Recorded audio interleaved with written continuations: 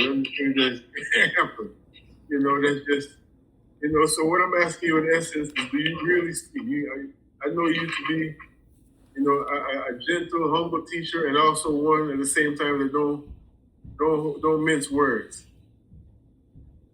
Have you experienced that community in this lifetime? Community that really feels like, it's in another world. I'm asking that question because I know I sense that a lot of our people feel kind of like a sense of resignation. Mm-hmm. So it becomes a thing of, like you say, Mardi Gras, eat, drink, and marry, because tomorrow you will die. So when it comes to even having the discipline to, repetitively practice these principles, like what you're laying out, healthy habits in general, you might feel like, is it worth it? Because we got a crazy dude in the White House.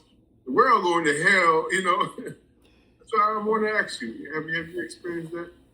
Well, yes. I think that I'm gonna speak from my own personal experience. I'm gonna speak from a historical perspective. So historically, I think that we have always had some sense of community. The reason that we exist now, that we have been able to survive all of the different trauma and the different attempts that have been made against us to not only enslave us but to re-enslave us and to break us down, is because we have a sense of, number one, we have a sense of ourselves as Black people who are connected to the Creator, and you may have that through whatever religion that you may belong to, but that internal sense of your connectedness to the divine is what moves us forward. And then our connection to ourselves, our connection to each other, all of this is ma'at. So having that sense of connection to others is important. So we have always had that to some degree. That's what has helped us to survive. On a personal level, I remember back in the 70s, I remember that in Chicago, and the Black community in general, back in the 60s and the 70s, it seemed like we were moved with a single purpose. We was able to accept the fact, okay, this person over here, is a criminal, is a drug dealer. This person over here is a politician. This person over here is a preacher. This person over here works at the post office. This person over here is a lawyer. But we had a sense that we all work together for a commonality, And so even though a person may be different than me, I'm going to see that person has a role that they're carrying out. So it seems like today we put such stark, significance on the differences. Oh, you don't believe exactly what I believe, so therefore I don't like you. I'm not gonna support you. I feel like I'm gonna support somebody just because they have this, but at the same time, I'm gonna hold them to a certain standard that I'm of expectation. So you don't have to be exactly like me. Like I'm not, I've been to college and I've done a whole bunch of things, but I'm not gonna be, I'm not gonna be a lawyer. I'm not gonna run for political office, but I'm gonna support you if you become a lawyer, if you become in a political office, because I'm expecting you in that office to represent me and represent the best interests of our community. And if you don't, then I'm going to, have some words to say to you, right? So all of this is part of how we build community. We talk about politics, and a lot of us said, oh, I don't want to support this Black lady because she's not really Black, because she, and it's like the common sense would have said, well, you got two choices.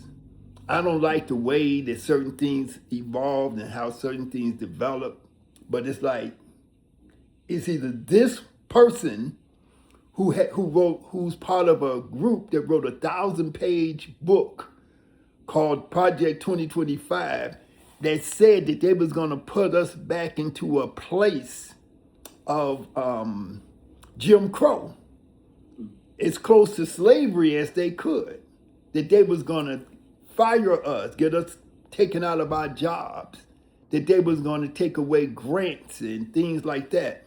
And we said, oh, yeah, but she sleeps with a white man, or she sleeps with a Jew, or she's not strong enough against Israel for my liking, and so on and so forth, right?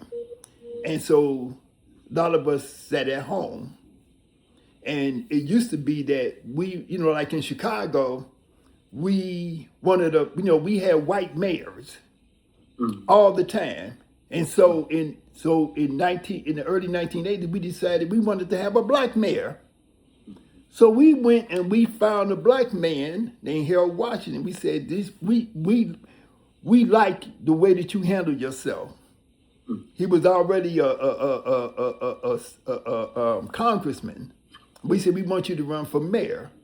And he told us, well, I want you to get this many people to register to vote, and I want you to raise this much money for a campaign. And if you fulfill those things, then I would run for mayor, and I would represent you, and I would fight for you, right? So we had a community. We had people like Conrad Worrell, who was a black nationalist community activist. We had people in the business community, right? And who raised money for him, because they wasn't people who you necessarily would like all the things about them, but we all worked together as a community of people for a common goal, and we elected our first black mayor, and he fought for us, even to the point where he passed away prematurely. But we created the model of what you need to do. But that model had been in existence for a long time, because we've always had a tradition where even in Reconstruction, we put black people into power, through voting and through electoral politics. And so what people think is that, if you vote, that means that you believe in America. I don't believe in this bull crap that they call America. I don't believe in the American dream, but I believe in using a tool that's at my disposal for whatever it has a limited example. For expedience. Yeah, I'm not gonna stop eating right. I'm not gonna stop doing yoga. I'm not going to stop traveling internationally and developing international connections and making deals and doing this and doing that because I voted. I'm going to vote because it enhances my ability to have a certain person and a certain policy in place that I can then do all the other stuff I'm trying to do, right? So if it costs 3 times more for me to catch an airplane because the food is in the White House, that's a no-brainer. Yeah. How can I travel to Africa? How can I do the things I'm trying to do if you got all this chaos, And so, I know people gonna say, oh, we don't like what you're saying and all that stuff. But it doesn't matter. I mean, you made a very clear point in terms of, the different. I think Dr. John Henry Clark, not speaking of voting, but just addressing similar controversy in our community. There's always been this, tug of war, which I think is healthy, and the debate is healthy. He was just talking about nonviolence. And he made the distinction that it was always meant to be a strategy and not a way of life. Right. And I think that's what I hear you saying. You know what I'm saying? It's like, use the tools in your kit. Right. Use the tools in your kit if you're in the midst. Right. That leads us to where, I wanted to, as we close, Baba, thank you so much for your time today. Mm-hmm. Just in terms of the world that you see emerging, and give us the best case scenario when all is said and done. Where do you feel? I'm not asking you to look into your crystal ball.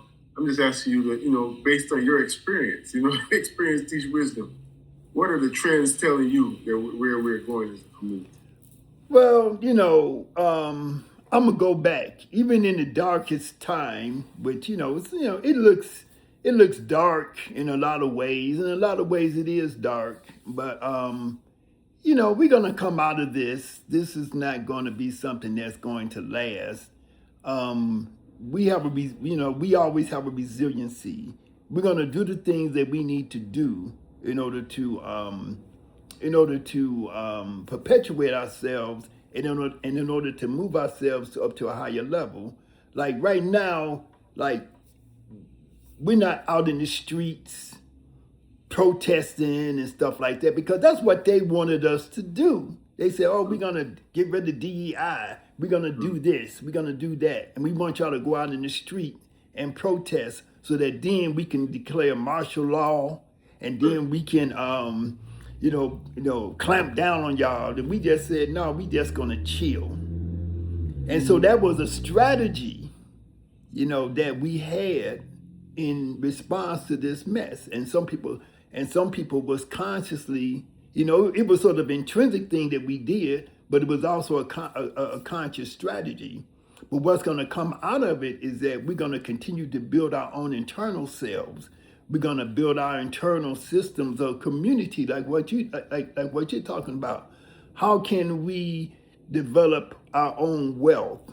How can we amass our own resources that's going to allow us to be independent? See, that's always the goal. Even if you use the ballot as a tool, you're using it as a tool, not because you're trying to become part of America, using it as a tool to make yourself independent from and to break your dependency on the system.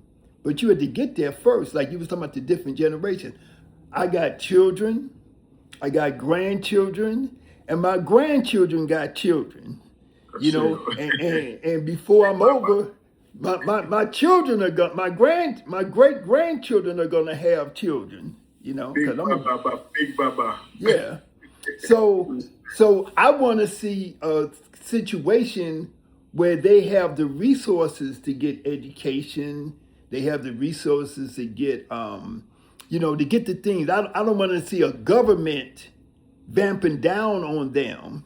See, in 1969, the government came into Chicago and they killed Fred Hampton, when he was 19 years old or 21 years, he was very young.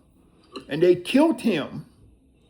And if we had a black mayor, we had a different people in place, maybe that would not have happened. I cannot say absolutely for sure, but the people that were, who worked to assassinate him, for example, I'm using this example, they were put in place by the system of racism and white supremacy. So having people in place, that's why they firing so many other, they fired the Library of, the head of the Library of Congress, because why? They say, oh, they don't even understand what the Library of Congress is, but they talking about she's putting books in there they're getting rid of books by Maya Angelou, so on and so forth. When I talk to people. And that's not Ho Chi Minh. Right. Or maybe it is because of the power of the mind, That's the thing about it. It's a double. Yeah. It's a double-edged sword. Yeah. I know why the cage birds sing. They don't want to hear that story. They don't want to hear Ayikwe Ama. Right. And a lot of people who talk the loudest right now, they don't even know who Joseph Benjo Conan was. They don't know who John Henry Clark was. I meet so many people who don't know the basic things that we used to know. Everybody used to know who Yosef Ben Jochanan was, you know, and or who he is. You know, everybody used to know who our great author J. Rogers and True. you know, Chancellor Williams and so on and so forth. True. But now, very few people, I talk to people, they say, "But who is that? I never heard of that before," you know. And so we have a lot of work to do. But, you know, it's, you know, as long as the mind is fertile and wants to learn things and know things, then we have a chance. Ashe. Well, thank you for joining us today, Baba, you know, and just for your example. You know, I was glad to seal up with that question.